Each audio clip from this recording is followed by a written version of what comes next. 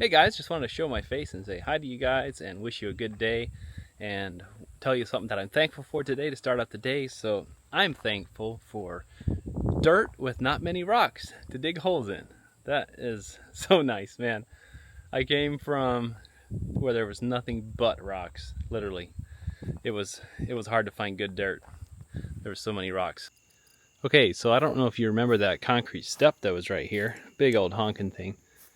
But got that removed. Man, it was all I could do to get that out with my mini excavator. It was all one solid concrete chunk. They had piled a bunch of big rocks in there. I got a little video clip on my phone, I think, if I can find it, but I had to dig alongside it and like curl with the bucket and get it work loose. This one was pulling away from the house. This one wasn't. That's why the bricks came loose like that. But so these bricks kind of pulled out with it, and so I ended up having to chip these ones on this side just to release it.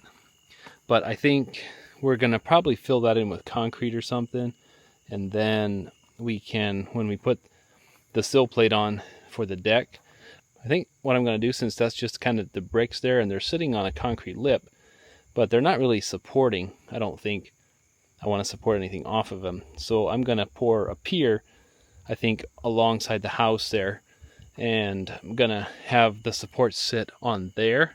So that's going to take the weight. I might just tap kind of a few Tapcons into the brick to kind of hold that plate there.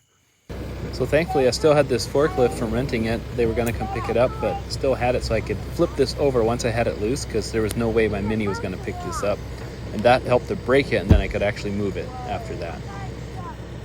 On this side here, I don't think I got any good pictures, but we had put a 2x across here just as a mock-up to kind of see what this is going to look like. So what we're thinking is maybe like a 212 pitch. We kind of have to come out past where it was, like where the posts were, past the patio, because we don't know how good supported this is. And I don't want to set my posts in there and have it settled. It's already settled some, there's a few cracks, but we decided we got to draw a line somewhere. We're just going to leave that patio. So probably about a 212 pitch, and then originally this was just going to go back to the concrete like it was, but we might extend this all the way to the end as well, because it's only got 10 feet left. And we need all the hangout space we can get.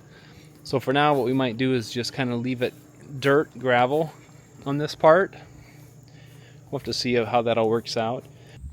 So working on the porches here, trying to get some holes dug here. So I think I talked a little bit about it before, but if not, I'll talk about it later in this video. But we decided that we're going to do a porch all the way across.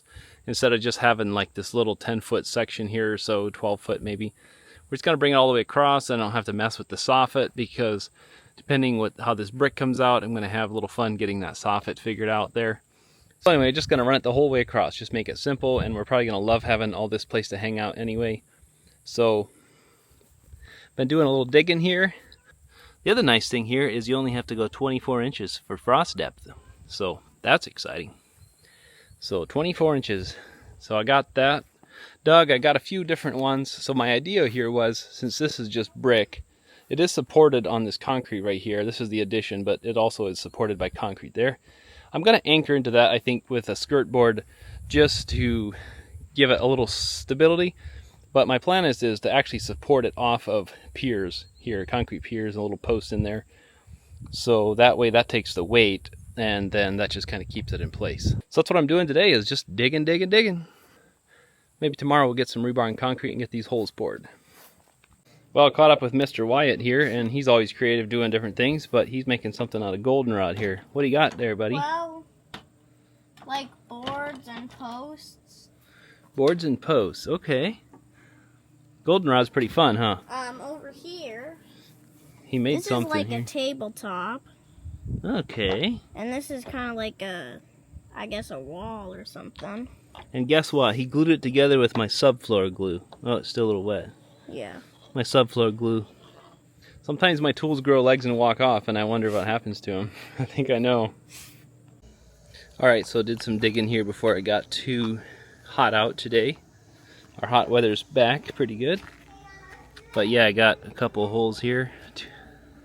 Across here, 2 feet deep. And then I dug this down this morning, because since we decided we're going to extend the patio the whole way, then I wanted to kind of get this down to grade where it goes, because these bases are going to have some decorative bases, I guess you could say, on the ends here.